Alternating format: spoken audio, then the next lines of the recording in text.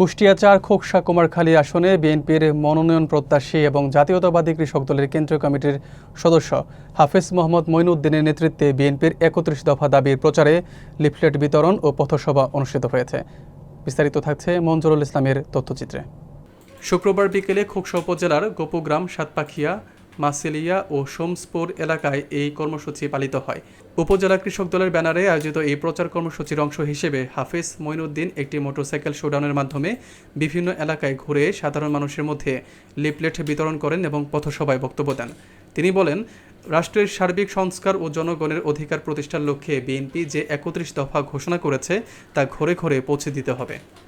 এ সময় খোকসা উপজেলা ছাত্রদলের সাবেক সাংগঠনিক সম্পাদক রাকিবুল ইসলাম সহ বিএনপি, কৃষক দল ও ছাত্র দলের বিপুল সংখ্যক নেতাকর্মী অংশগ্রহণ করেন। পথসভাগুলোতে স্থানীয় জনগণের স্বতঃস্ফূর্ত অংশগ্রহণে কর্মসূচিতে প্রাণ ফিরে আসে বলে জানান আয়োজকরা। জাতীয়তাবাদী দল বিএনপি বিজয়ী হবে ইনশাআল্লাহ। অ্যাকচুয়ালি যে অস্ত্র বিরাজ করছে, এই অস্ত্রটা একদম সুপরিকল্পিতভাবে একটি দল করে যাত্রা সৃষ্টি করছে।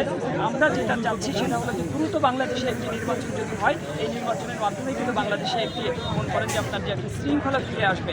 আমরা চাই যে দ্রুত সময়ের মধ্যে এই যে মানে ডক্টর ইউনূসের যে গভর্নমেন্ট, এই গভর্নমেন্ট যেন দ্রুত সময়ের মধ্যে বাংলাদেশে সাধারণ নির্বাচন দিয়ে দেয়। সাধারণ নির্বাচন হয়ে গেলেই ইনশাআল্লাহ বাংলাদেশের সামনে যে নির্বাচিত সরকার আসবে, সেই সরকারের মাধ্যমেই কিন্তু বাংলাদেশকে সুশৃঙ্খলতা ফিরে আসবে এবং এই জাতি যে একটা হতাশার মধ্যে পড়ে আছে, এই হতাশাটা দ্রুত সময়ের মধ্যে কেটে যাবে।